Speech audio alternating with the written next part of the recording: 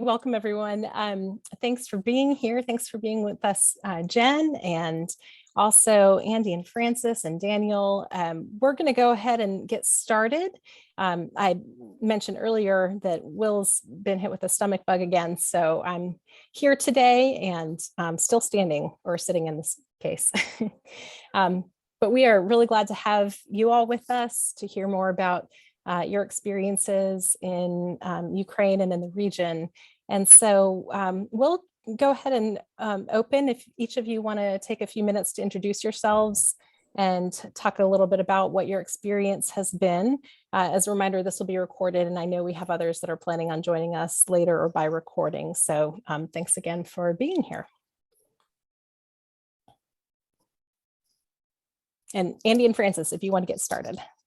I'm Francis Sale, and our dealing with Russia and Kiev is that we had a daughter in the Peace Corps in Vladivostok during the early 2001, 2002. And we visited her and took the Trans-Siberian train from Moscow to Vladivostok, 6,000 miles on the train, which was really one of our favorite trips. And we also spent time visiting in Kiev and in Ukraine. Mm-hmm. Do you want us to talk a little bit more about our exposure to Russia during that time? And we also went earlier when it was under the Soviet Union by train from Hungary. And we spent a lot of time in Hungary behind the Iron Curtain working with Hungarian Reformed churches, which are essentially the Presbyterian churches in the Kingdom of Hungary. But Hungary understands itself to be the only country in the world who is surrounded by its own people. And that, which goes back to Hungary, Greater Hungary at one time went up into Ukraine and over into Romania and down into Slovakia, as a matter of fact. And so there are Hungarian Reformed churches in all of these places. And so one of our trips from Hungary was to go into the Ukrainian Reformed churches.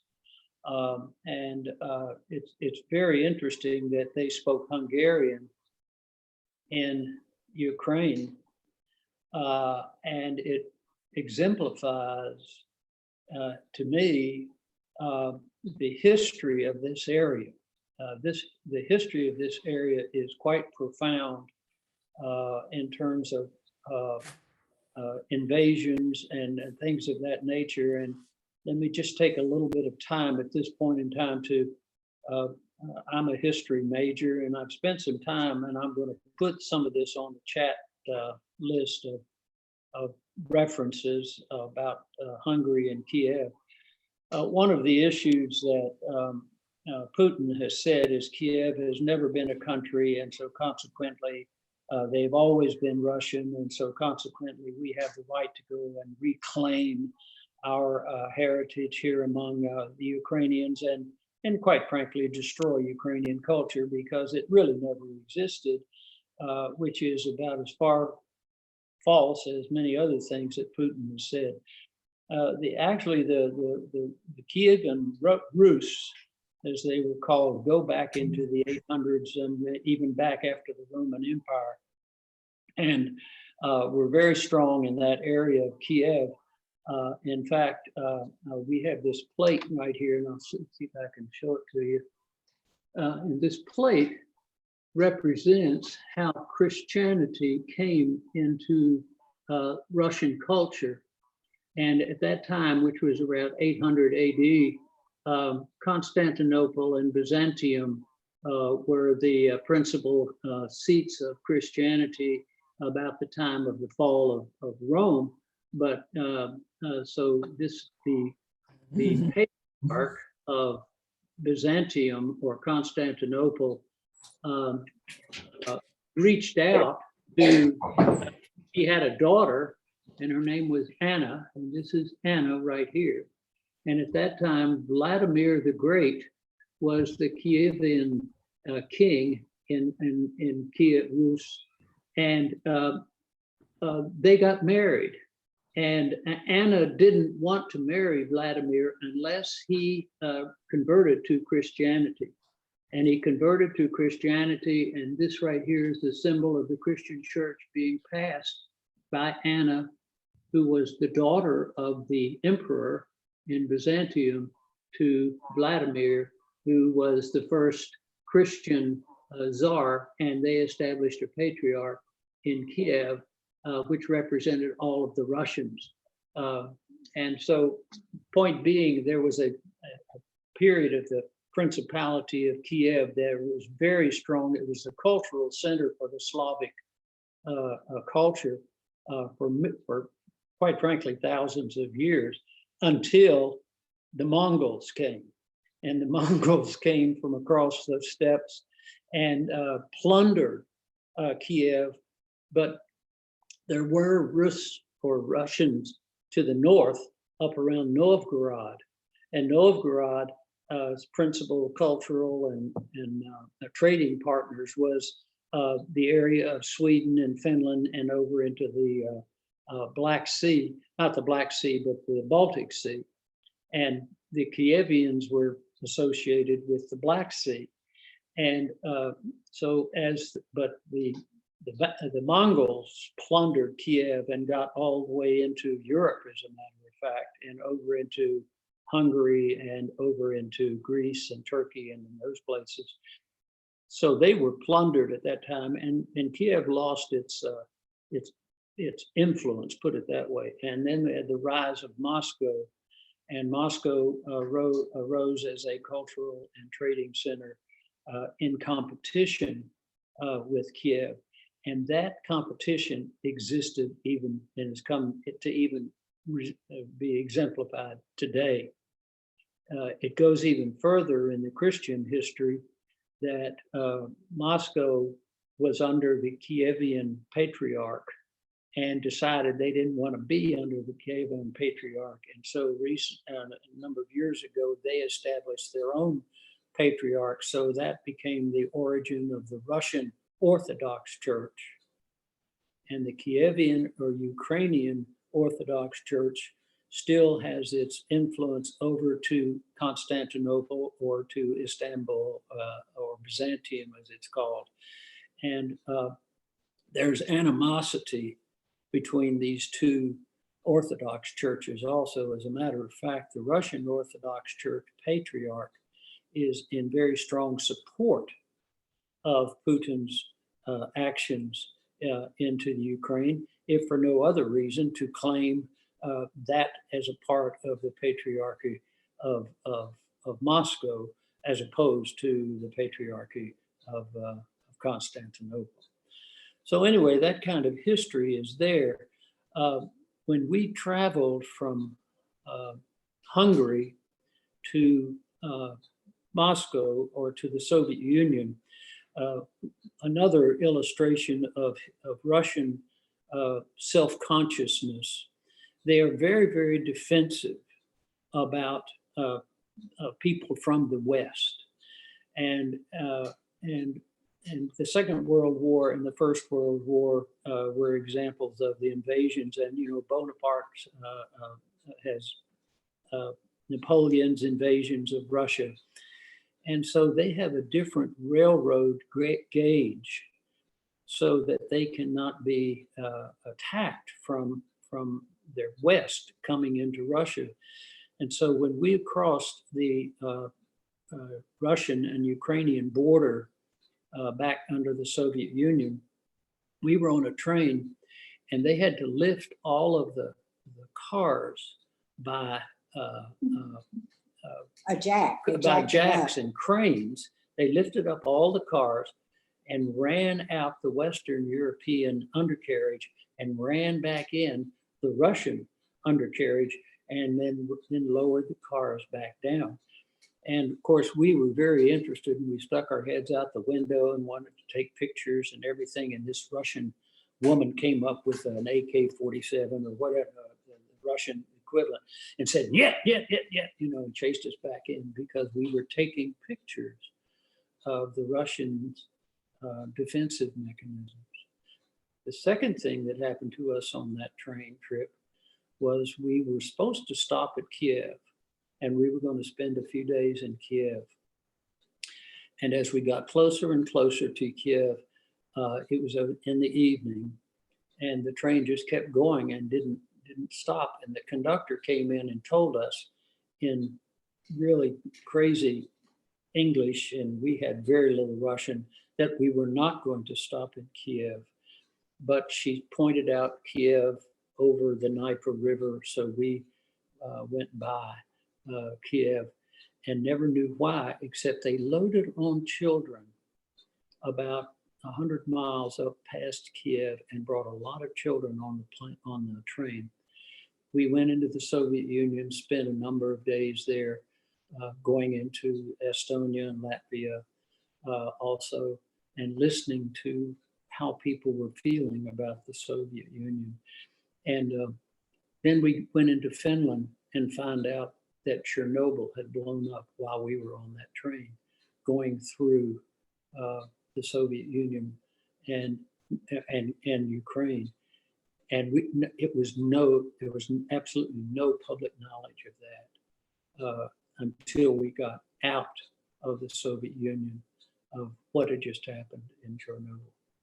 And that's something about the Russian mystique that particularly at that time, that were preserving their self-interest or their self-understanding, which is quite still very much alive. They are a proud culture, but a defensive culture in terms of who they are and what they are. So. Thank you for sharing that. I saw some nodding and looks of recognition from Jen and Daniel both. Jen, would you like to introduce yourself and tell a little bit more about your experience? Sure, thanks. I appreciate being invited to share this morning. So I'm Jennifer Wiley. I live right across the street from the church, so I can look out my window and wave at everybody. So I was a Peace Corps volunteer in Ukraine from 2005 to 7, and I was placed at a university there, and I served with my husband, Chris, and he was also placed at a different university in our same city. So we lived in a city capital, it was like a state capital, it's called an oblast capital. And so it was a large city of about 300,000 people in a town in between Kharkiv and Kyiv. And so, 4 months ago, I didn't expect people to know where Kharkiv was. Maybe people had heard of Kyiv, but now people know, unfortunately, where Kharkiv is, the former capital of Ukraine. It's right on the border of Russia. And right now there's just a lot of destruction there. So it's about a 2-hour train ride from where I lived for a couple of years and taught at the university. So that's why I was in Ukraine. I don't really know what other things of interest for my past experience might be useful. I appreciate the history. That's definitely, I heard a lot of the same kind of stories and did a lot of research and study before I arrived in Ukraine as a Peace Corps volunteer. So it's definitely a country where a lot of occupying forces have traveled through.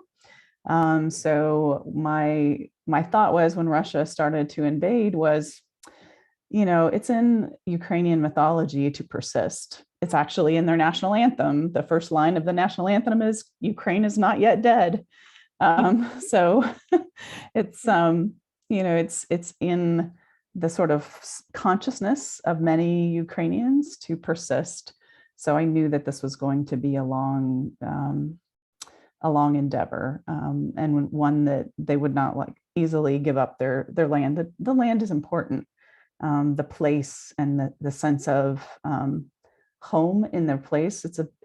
My experience, I worked at an agricultural university, so I spent a lot of time, in the classroom with my students talking about agriculture, like English terms, for agriculture. But I also spent a lot of time in the field. I set up a sort of a collaboration with the University of Illinois, Urbana-Champaign. There was a lot of interest from the dean of the School of Agriculture at Urbana-Champaign to have collaboration with Ukraine because of its importance on the international grain commodity market.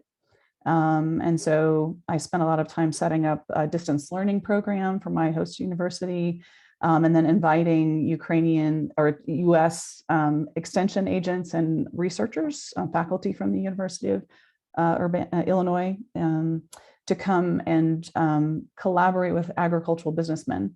And so we spent a lot of time just in the field, and the land is important. It's, you know, that territory is sort of sacred for a lot of people.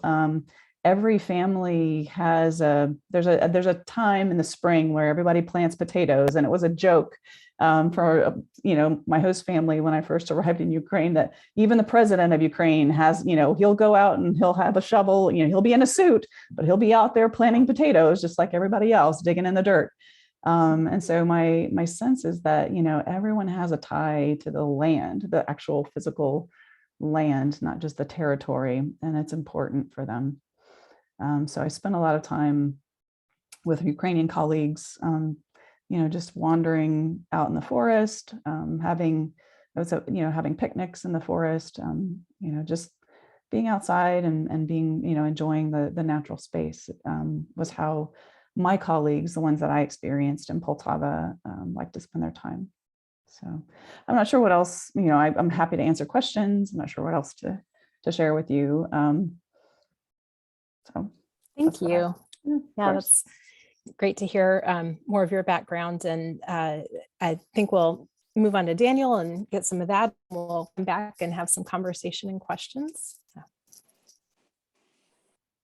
Okay, hi.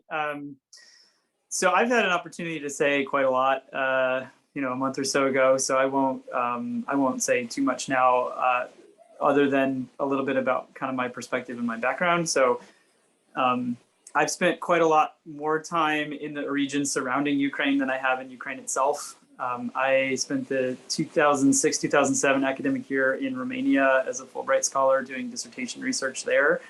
I was actually based at Indiana University, so just next state over at the big public land grant university. There's a lot of actually East European Russian studies programs that are very strong in the American Midwest. It was kind of a Cold War era program to strengthen those. So I, like I said, I spent a lot of time in Romania. I spent some time in Czech Republic, Bulgaria, and also a bit of time in Ukraine. And while I was in graduate school, I worked for a parliamentary development project in Ukraine. So we were based largely in Bloomington in Indiana, but we had colleagues that worked in an office full-time in Kyiv. And I spent a summer there, and I think it was in actually we might have overlapped. I think I was there in 2005 or 2006. I can't recall now. So that project was really interesting because we were working directly with parliamentarians at the national level. We basically operated like the Congressional Research Service for the Verkhovna Rada, which is the Ukrainian parliament. The program was founded in 1994, and we had the very first delegation of Ukrainian political representatives to the United States came to Bloomington, Indiana, which is kind of surprising, but. And so we had this long-standing program. It was funded by USAID, but it was administered at the university. We also, so we mostly did research. I wrote research papers for the Ukrainian parliament. They'd be researching a subject and want to know how it was done in other places. And so we'd write these comparative studies, not political advice, not like this is what you should do, but rather like these are the kind of pros and cons to different options. They were really interested in what was being done, particularly in places like Germany and Sweden. And so the other thing that our program did was we had an internship coordination program in the Verkhovna Rada, where we were bringing university and graduate students in to serve as parliamentary interns with the deputies in the Verkhovna Rada. And that was really interesting. I think it was one of the most effective things we did, because we were professionalizing that, kind of class of students who would then go on to work in the political apparatus. There was always controversy around the program because there were some who would claim that this kind of politically motivated, that we were, had an agenda there, which is probably, partly true on the part of the State Department, although certainly not true in our office. But I think there were also claims of corruption and favoritism. I knew how the process operated.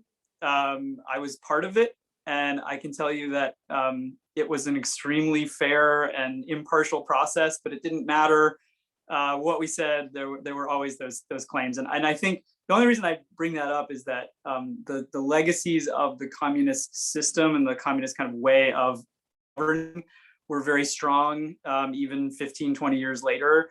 And so, what do I want to say? I mean, a lot of what I studied as a graduate student was actually corruption and institutional reform, and how do we kind of like move past this? And it's a really, really difficult process. And one that frankly, Ukraine is not doing very well at up until this war. And so it's really remarkable. I think all the more remarkable to see the way the government is functioning so effectively in this time of great duress. And I'm really interested to see kind of how it comes out the other side.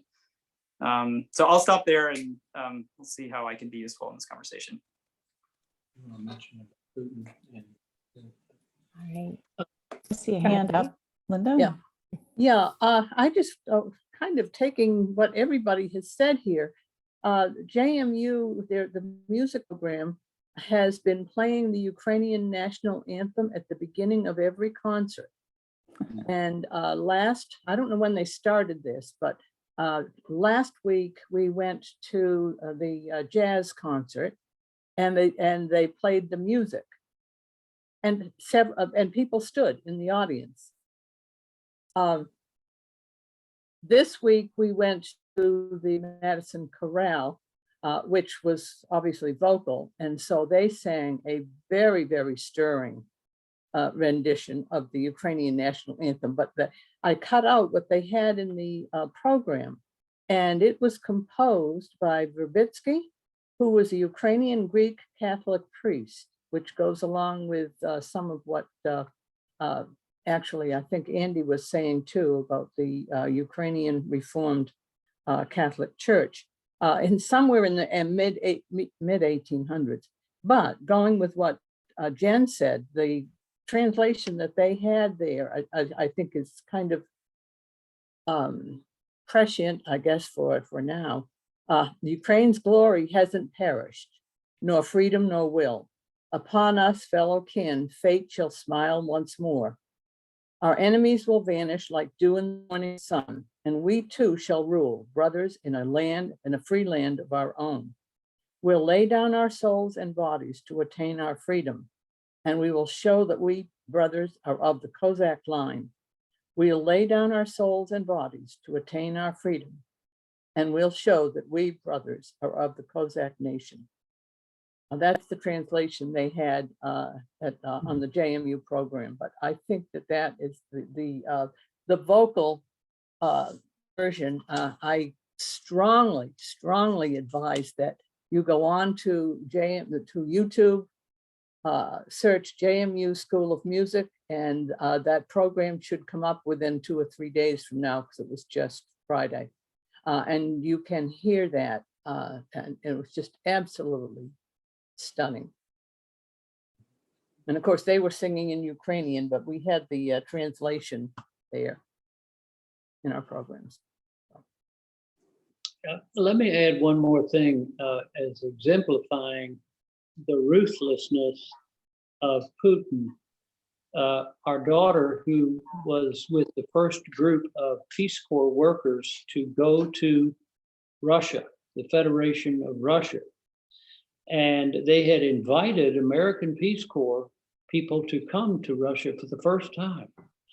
And she was assigned, as were about 600 other Peace Corps workers, to be in Siberia and around the area of Vladivostok and over in that eastern part of the Soviet Union. And she was teaching at a university, teaching English as a second language, frankly, to Russian English teachers, is how to teach English as a second language, as opposed to how to teach it out of a book. And she was there for a year, as were all of these Peace Corps workers. And then they were required to go back, go and get a visa renewed. And so they all went down to northern China and went out of the Soviet, or out of Russia, and went to China to get their to get their visas renewed.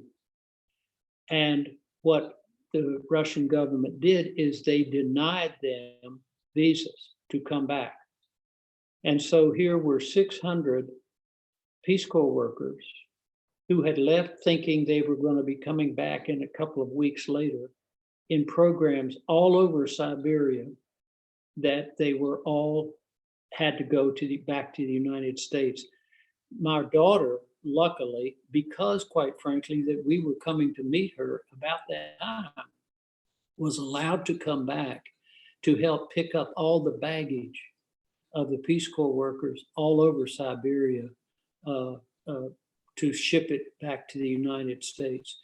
And this was under Putin. He had just begun to have his authority, and he said, we do not want anybody to see us as a second world country needing Peace Corps workers.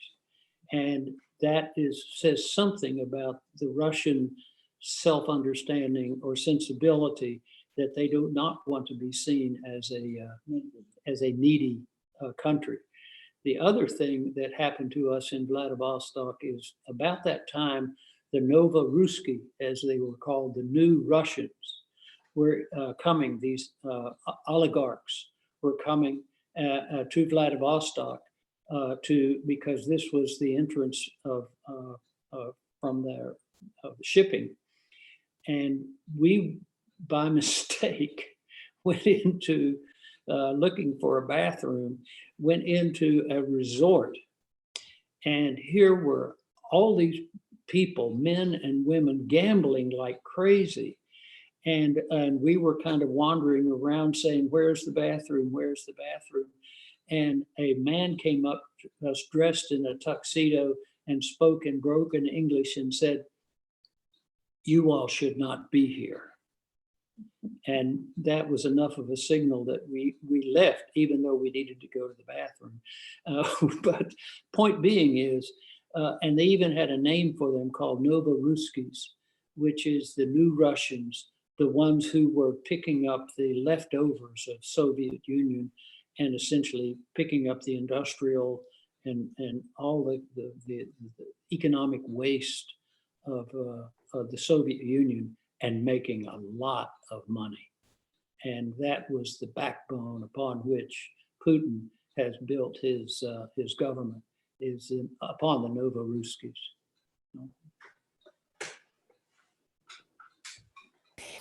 This is great, and I'm really happy for conversation to continue or questions to be raised. I'm going to put some questions in the chat if you all want to think about or respond to any of those. These are the ones I sent out by email, but please, as things feel alive, jump in, or if there are other questions or responses, we can take those as well.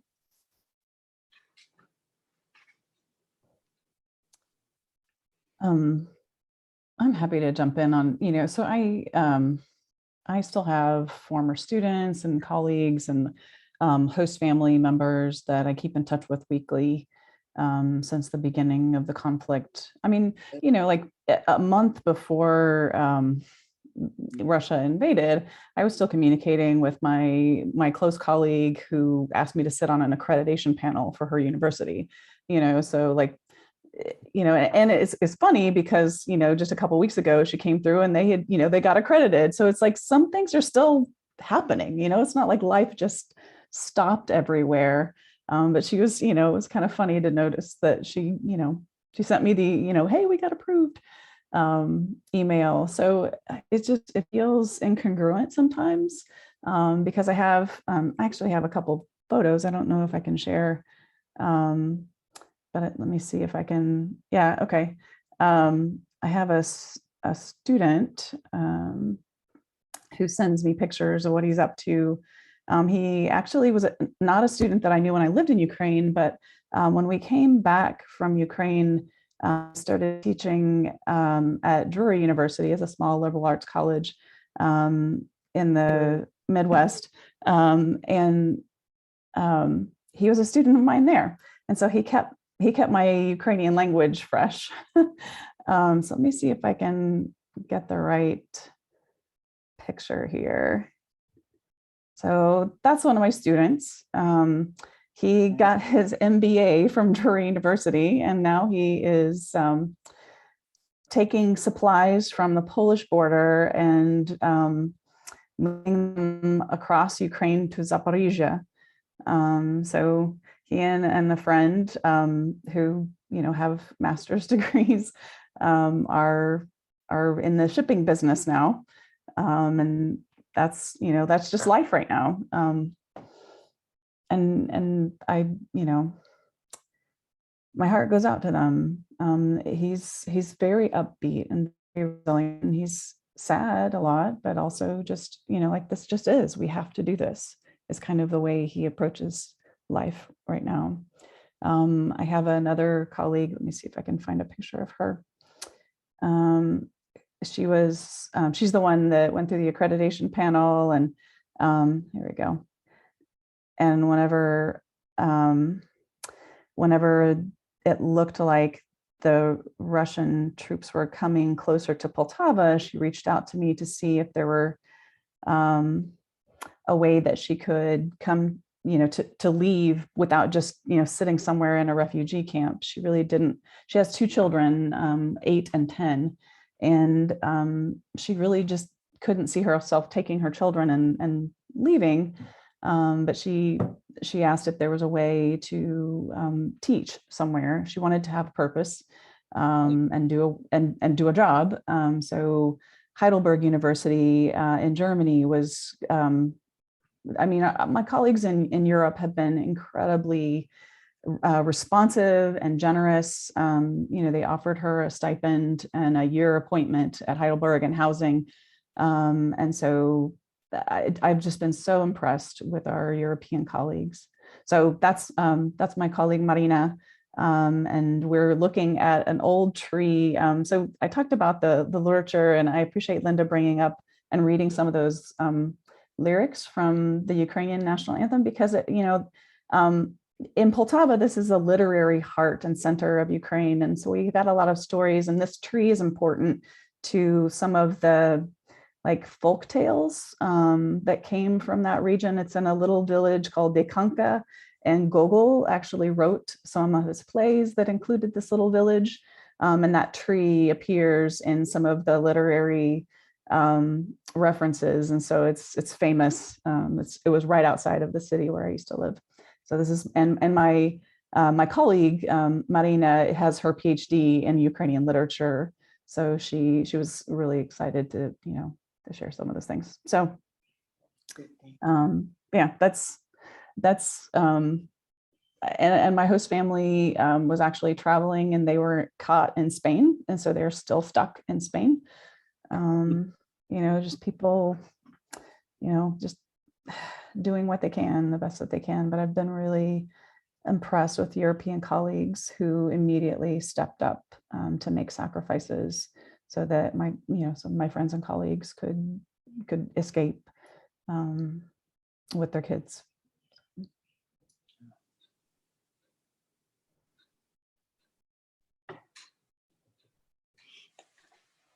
Well, we are drivers for Church Full Service, and we take students twice a week to Massanutten Technical Center for English classes, and we have a Ukrainian student, and her mother and sister live in Grottos, and she's been here a little over 2 months, and she wears a t-shirt that says "Talk is cheap," but we see her every Tuesday and Thursday, and she says that the other day she had an announcement that her sister was going to Fairfax to become a citizen, that after 6 years of being in Harrisonburg, she's going to be a citizen. So we all cheered, and more Ukrainians will be coming. And I've, Jennifer, I just throw that out to you. Supposedly, we're going to be receiving, or at least we have the visa capabilities of 1,000 Ukrainians coming to the United States. And I know there's a reluctance to come that far, that distant. But as this thing drags on, there may be more coming. And if you're interested in being a sponsor family, having your Ukrainian language, the Church World Service would love to have that contact. The second Well, thing they know where I am. Rebecca Sprague's my neighbor. So they know where I live. She's our boss. she's our boss. Okay. She's not bashful. Okay, good. Glad to hear. So I have been in contact with some colleagues of mine in Romania, and friends, and I would echo. I'm not sure what's happening there.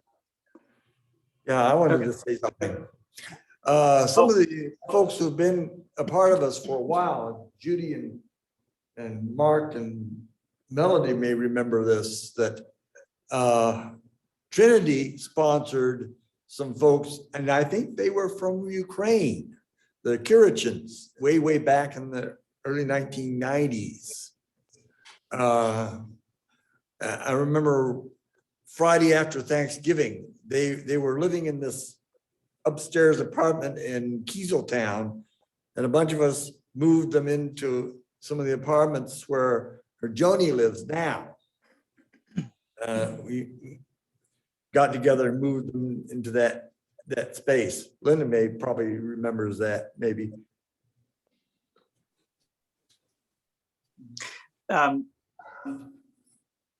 Thanks, John. Okay.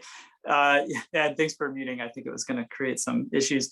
I just wanted to kind of reiterate what Jen said about colleagues in Europe kind of stepping up and responding in really impressive ways. There's a university in Transylvania, also a Hungarian-speaking region, for the record, which is squarely in the middle of Romania. Called Babes-Bolyai University, where they have a program where they sponsored multiple Ukrainian scholars, given them temporary positions, housing, that kind of stuff. They've been taking in university students and that sort of thing. And I'm actually headed to Romania later this month to start kind of a research project on the local humanitarian response to the war in Ukraine. And the problem I'm having is that I can't find anybody that's not involved in it in some way. So I don't know how to narrow the search, right? It's really an impressive all hands on deck kind of response. And I think in many ways, like what we would hope refugee assistance should look like in any conflict, right? In any humanitarian emergency. There's been a lot of discussion, and I think appropriate and legitimate discussion about the treatment of Ukrainians versus especially in Europe, right, versus refugees from the Middle East and North Africa and elsewhere, and that it's been disparate kind of response. And I think there's a lot of things behind that. Some of it is involves race and cultural norms and that kind of stuff, and religious beliefs. But some of it is also, I think, about a shared experience. The countries in Eastern Europe were part of the Russian Empire, in one way or another, and affected by, the aggression of Moscow. I think we can say, and so I think that is part of the solidarity, right, that's being shown towards Ukrainians, and something that often gets left out of that story. But anyway, yeah, I just think it's a really important kind of thing to recognize that if we're thinking about resettling refugees in the United States, that's important, but it's also really important to recognize what's already being done. And I would also just echo what Andy said, that we're going to get Ukrainians here if they come to the United States, because we have a strong Ukrainian community locally. But I think actually more self-sufficient and more, I don't know. I think the structures are in place to support new Ukrainians here, newcomers, more so than in other newcomer communities. So we're actually not likely to see a huge need, I would imagine, locally. Although, you know, whatever help we can provide is always going to be good. I hasten to add, there's a very, very strong Russian church over outside of Bridgewater. And interestingly enough, they have both Ukrainians and Russians there in that church. And interestingly enough, also they are Baptist, not Orthodox. So somehow or other, they are working out their salvation with fear and trembling between the Russians and the Ukrainians being Baptist.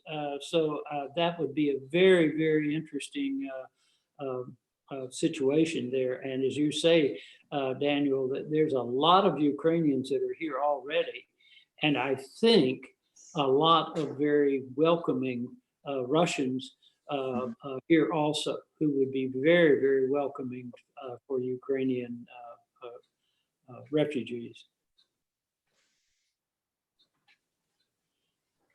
I work for the Center for Global Engagement. I do research at JMU for the Center for Global Engagement. And so I know that there are conversations at the university level trying to figure out how we could help also sponsor, faculty or graduate students. And so one of my colleagues is the head of Fulbright Ukraine, and they're trying to, match, Ukrainian faculty who, want to have placement somewhere in the US. So there are conversations going on. One of the things that we struggle with at JMU is housing. Harrisonburg, as you know, doesn't have a lot of spare housing. And finding families that can accommodate a scholar, their children or their family for a year is not exactly easy. And I hear you saying, there are a lot of Ukrainian and Russian speaking families, and that might be comfortable. It also, just because we share a language doesn't also mean that we, share our values. So sometimes it's my experience has been that if you're not a highly religious Ukrainian speaker, sometimes people who have come here, they've resettled, the Ukrainian Baptists resettled here after the Soviet Union fell apart, partially as religious refugees. And so there's a very strong credence to their religious beliefs. And if you are a Ukrainian that doesn't share those, then sometimes there may be discomfort in when you're sharing a home space. At least that's just the feedback that I have gotten from other Ukrainians whenever we talk about, settlement and things like that. It is comforting to know that you share a language with someone, or maybe you share a lived experience of a place. But then when you're day in, day out, talking about who didn't replace the toilet paper on the toilet paper roll, then it gets a little less comfortable. So. I just want to respond really quickly. I don't know if this is the best forum to discuss this, but Jen, I would love to touch base with you, because I've actually been part of another conversation, I think maybe separate but related, about housing on campus for refugees and potentially the possibility of sponsoring scholars here at JMU. So super. Okay. Yeah, just shoot me a note. I'm happy to have do. that conversation. Yeah. We have about 5 minutes before we wrap up. So I don't know if there are any questions that others have, or other responses that any of you have to the questions that have been put in the chat. I see a note from Holly saying that the Russian Baptist Church has had fundraising and many cars lined up right when it opened. So thank you.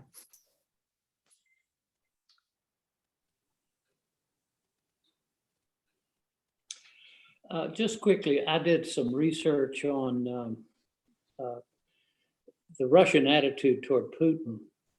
and the Russian people's attitude on Putin. It's an interesting panel or a survey that they did, and the reaction to it also was, how would you answer a question if you were Russian, if somebody asked you, do you support Putin and his military activities in Ukraine? And the point being is, if you said, oh, of course I support him, but if you said, no, I don't support him, then you could be arrested. So the truth of that panel is somewhat sketchy, but yet at the same time, I could put this on the chat thing. It's a very interesting critique as well as summary of Russian attitudes toward the Ukrainian invasion, I would call it, and talking about ages of people who have some sense of concern, and how the older people generally are very, very withdrawn with saying anything. And I think it probably goes back very much into the Soviet era, where, and we found also, at least my daughter found also, that Russians also are very, very reticent to say anything on the street, but in their apartments. And when the vodka gets rolling, there's a lot of open conversation about what's happening in Russia. And so anyway, there's some interesting dialectic of what's going on in Russia right now with regard to what Putin is doing.